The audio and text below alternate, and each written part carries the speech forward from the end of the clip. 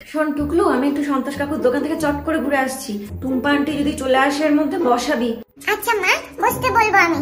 A few moments later. Tumpa দিদি aunty, মা তো একটু সন্তোষ কাকুর দোকানে গেছে, ততক্ষণ তুমি আমার সঙ্গে গল্প করতে পারো। ও আচ্ছা আচ্ছা। বলছি তোমার এই যে পার্লারের কাজগুলো করে অনেক টাকা না তোমার? কেন রে পুচকে মেয়ে, তোর কি দরকার এসবে? কেন আমাকে বলবে না নাকি? আমি কি তোমার টাকা নিয়ে নেবো? আসলে আমি ভাবছিলাম তোমার কাছ থেকে একটু শিখবো। বাবু, তোমার এখনো শেখার বয়স হয়নি, তুমি তো ছোট। হ্যাঁ বুঝতে পেরেছি, শেখাবে না। শেখালে তো আমি আমার মায়েরটা করে দিতে পারবো ফেসিয়াল, তোমার তো লস হয়ে যাবে। এখানে লসের কথা কোথা থেকে আসছে আবার? ঠিক আছে, শেখাতে হবে না বেশি বেশি। আমার মা বলছিল তুমি একদম ভালো করো না, বেশি বেশি টাকা নাও, অথচ মা যখন চোখ বন্ধ করে নিশ্চয়ই অন্য কোনো ক্রিম দিয়ে দাও, ওই জন্য মায়ের আলাদা কোনো গ্লো হয় না মুখে। তাই নাকি? পম্পা বৌদি তোকে এসব বলেছে?